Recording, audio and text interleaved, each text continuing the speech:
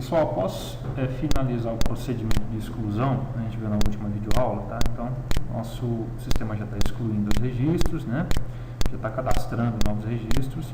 A ideia aqui é realizar a alteração, codificar a edição, fazer com que esse botão de editar aqui funcione, tá bom?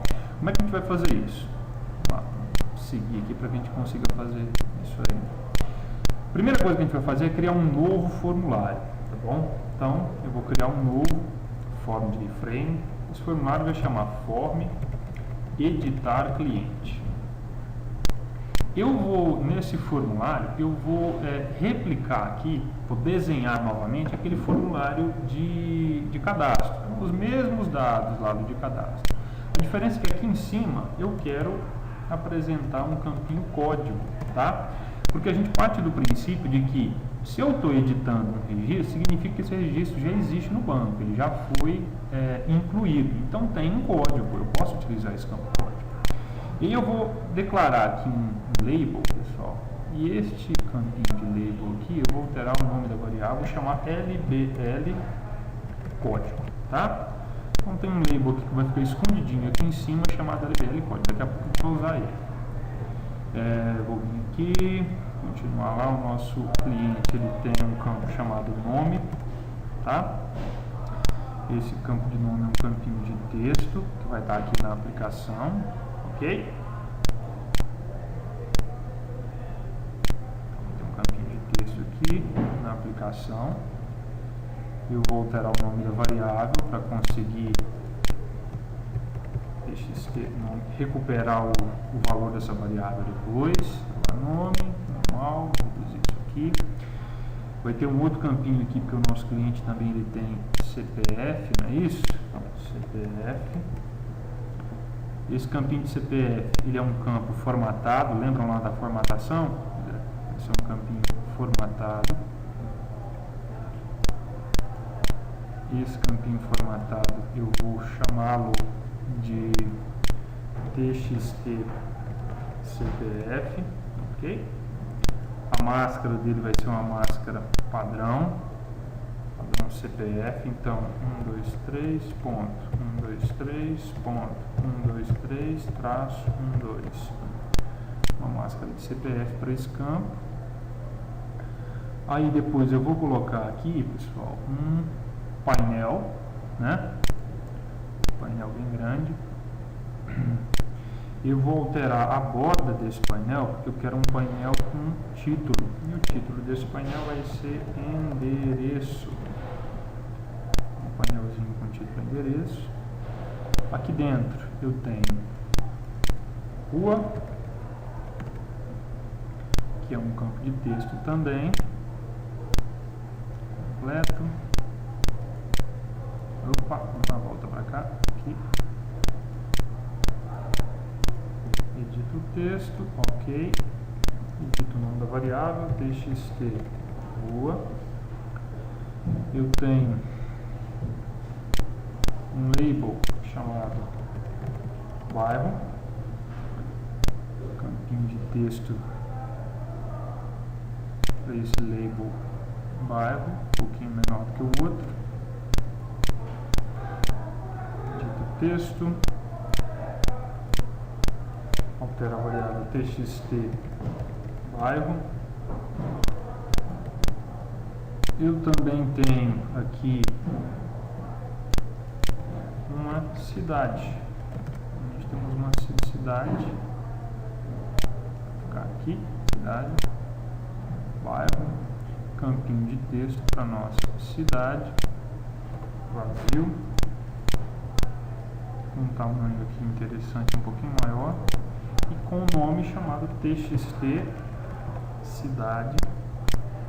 Então, vamos rever aqui as dimensões, reduz isso aqui também reduz, e aqui embaixo eu tenho um botão, tá? Esse meu botão, esse botãozinho aqui, o nome é atualizar, e ele vai ter um íconezinho também, imagens, um íconezinho de salvar, e vai codificar o nosso atualizar, certo? Ok? Beleza, então vamos lá para a parte do código fonte. Agora que a gente já construiu o formulário graficamente falando, nós vamos colocar algumas peculiaridades. Primeiro, esse aqui é um formulário de edição, tá? Eu vou abrir esse formulário quando eu quiser editar um cliente. Significa que esse cliente já existe no banco de dados. Portanto, obrigatoriamente, aqui no construtor dele, esse construtor recebe um ID de um cliente, tá? Toda vez que eu quiser editar um cliente, obrigatoriamente eu tenho que passar o código desse cliente que eu quero editar. E eu vou declarar uma variável aqui, private long ID cliente, que vai representar o identificador. Então assim, vai ser a chave primária do cliente que está sendo editado. Ok? Eu só preciso dessa chave. Por quê? Porque cabe a este formulário recuperar as outras informações, tá? E aí eu vou pegar aqui e fazer o seguinte: this.id cliente, quer dizer, a variável aqui de cima vai receber o valor da variável cliente. Observem que quando eu coloco o this, pessoal, estou representando o objeto de classe. Quando eu não coloco o this, eu estou referenciando a variável de método, tá? Local. Então, essa variável local aqui vai ser atribuído o valor dela à variável local, certo? Ok? Beleza. Então, por hora, nós já recebemos o nosso ID cliente aqui. Eu vou abrir o nosso list cliente. E aí, esse list cliente, esse botão editar aqui, eu vou codificar um evento para ele, tá? O evento vai chamar editar, o nome desse evento. Então, ao clicar nesse botão, eu vou para o método editar. Então, este método aqui, o que ele faz? Ele vai abrir o formulário para edição de cliente, ok? Certo? Beleza. Então, o que eu vou fazer aqui? Eu vou fazer a mesma coisa que eu faço aqui no novo. Estão vendo aqui o novo? Então, eu vim aqui e a diferença é que ao invés de fazer um cadastrar cliente, eu vou fazer um editar cliente. Conforme editar cliente. Só que tem um probleminha. Estão vendo que está com erro? Por que está com erro? Porque o construtor do nosso editar cliente, é obrigatório que eu passe um atributo longo como argumento. Está vendo o que está falando aqui? Falou, amigão, para você instanciar essa classe, você precisa obrigatoriamente passar um atributo do tipo long aqui. Que atributo do tipo long é esse, pessoal? Pessoal, é o ID do cliente, é esse ID aqui, ó. Então, igual eu faço aqui na exclusão, onde eu preciso ir lá, preciso recuperar o ID do cliente, aqui também eu vou fazer a mesma coisa. Ctrl Shift F, tá? Inventou o código. Não sei para que o NetBeans cria esse método main aqui. Pode tirar esse método main, não precisa dele, tá? Do mesmo jeito aqui que eu usei o ID do cliente para poder fazer a exclusão, aqui eu vou ter que usar esse ID de cliente, para fazer a alteração. Então aqui, ó, instancia o formulário de edição passando o ID do cliente que será alterado, terá os seus dados modificados, certo? Ok? Aqui pode acontecer um problema, tá? Esse método getSelectedRow, ele retorna o índice da linha selecionada. Mas e se não tiver nenhuma linha selecionada? Pessoal, se não tiver nenhuma linha selecionada, esse índice aqui, o valor dele vai ser -1, vai ser negativo. Então, se o índice for negativo, for -1, significa que o cara clicou no botão editar, mas não selecionou nada. Então, eu posso só retornar, eu não preciso editar, porque esse método aqui, o ID cliente, vai dar uma exceção aqui, vai dar um erro, tá bom? Então, se o índice for -1, significa que ninguém selecionou nenhuma linha. Essa validação, a gente pode colocar ela até aqui em cima também, ó, tá? Então, eu não vou excluir, eu só vou excluir quando tiver uma linha selecionada. Se não tiver nenhuma linha selecionada, eu não vou excluir. Isso aqui não precisa nem colocar aqui, a gente pode colocar aqui em cima, ó, antes, tá? Então, antes de tudo, antes até de perguntar pro cliente se ele quer ou não excluir. Por quê? Porque ele só vai perguntar se tiver alguma coisa selecionada. Se não tiver nada selecionado, nem pergunta. Beleza, vamos voltar aqui para a edição. Então, vou lá, instancio o formulário e vou abrir o formulário. Vamos ver como é que ficou até agora? Vou construir a aplicação de novo. Vou clicar aqui no executar. Aguarde a análise. Falha na construção. Tem alguma coisa errada aqui, pessoal.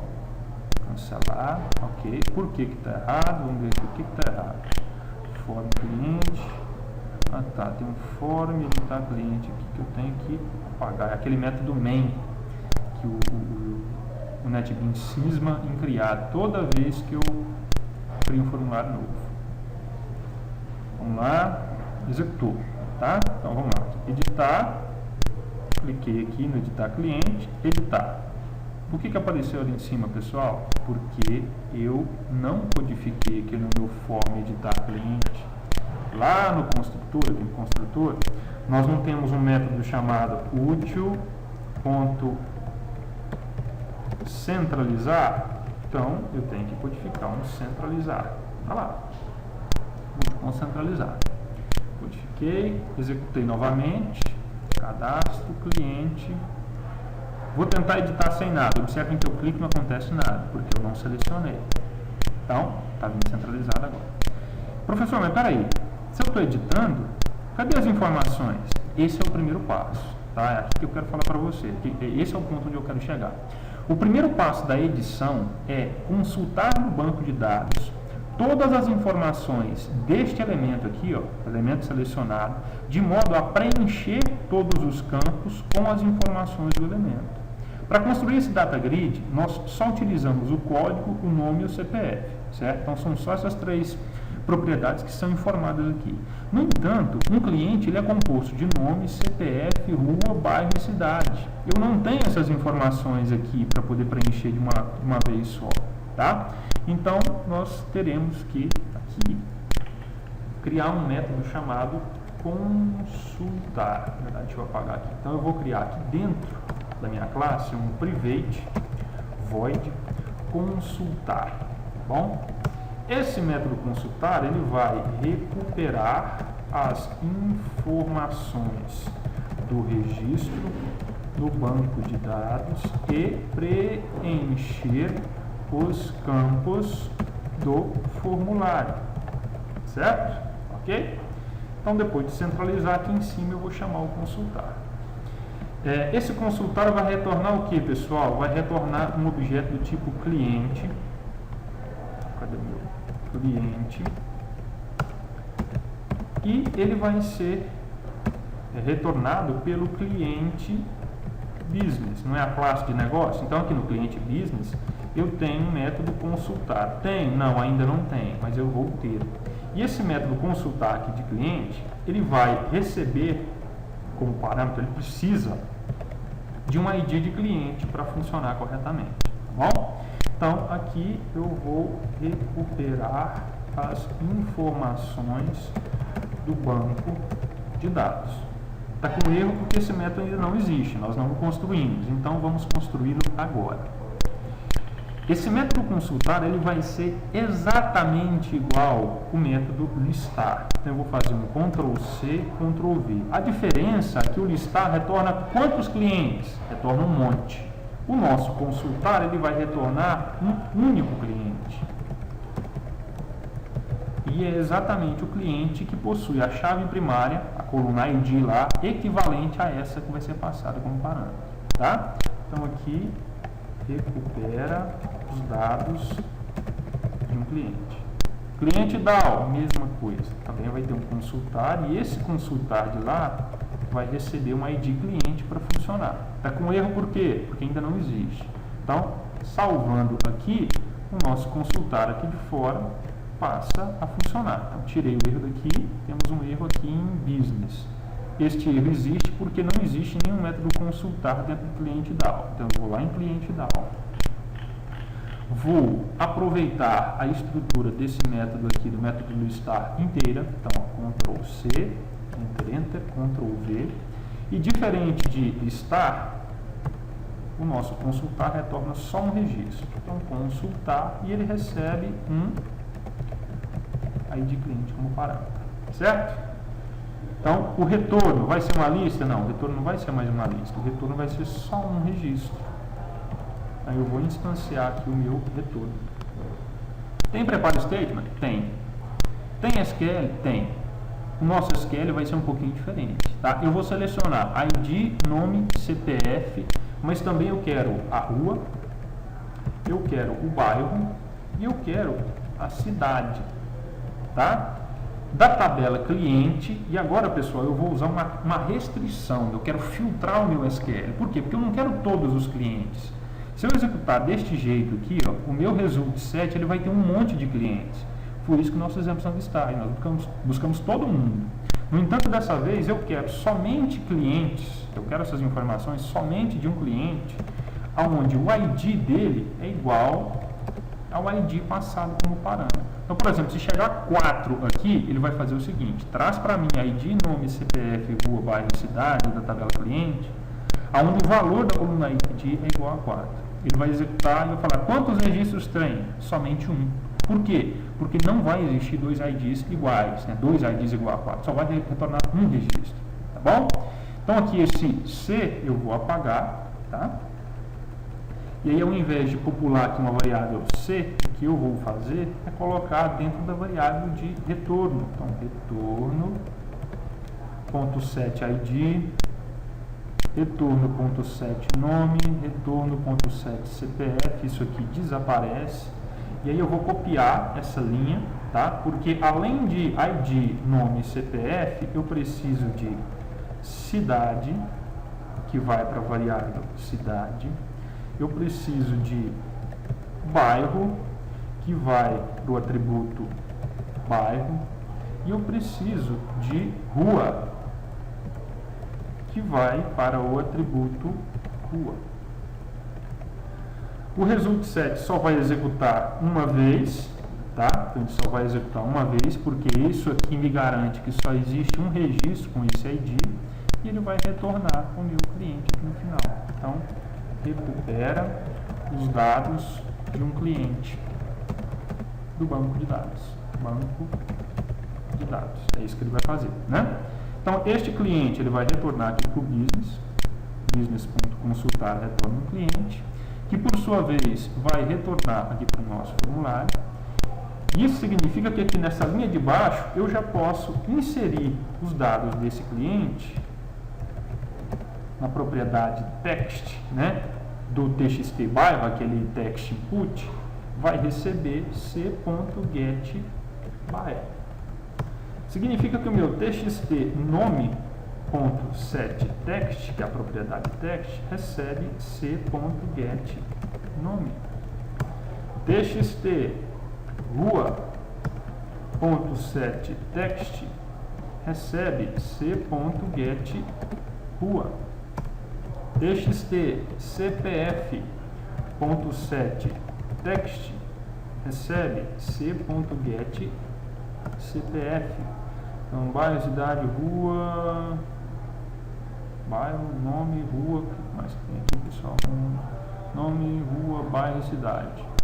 Nome, rua, bairro, CPF, txt cidade.setText recebe c.getCidade. E finalmente, lembram do label que eu coloquei lá? LBL código.setText recebe c.getID, né, .toString. Por quê? Por que eu estou colocando o ID em um label? Porque a chave primária não pode ser editada. Lembram que ela é gerada automaticamente pelo banco? Portanto, nós não podemos editar. Eu só quero apresentar essa chave. E aqui eu vou popular os campos da tela com os dados obtidos do banco de dados. Certo? Ok? Compila para ver se está tudo certinho. Executa. E vamos ver como é que vai ficar isso aqui. E aqui, cliquei, editar. Olha que beleza. Foi lá no banco e buscou o ID do cliente. Tá? Então, o nosso primeiro passo está pronto. Já consigo popular isso aqui. Na próxima videoaula eu vou fazer esse botão atualizar funcionar. Certinho?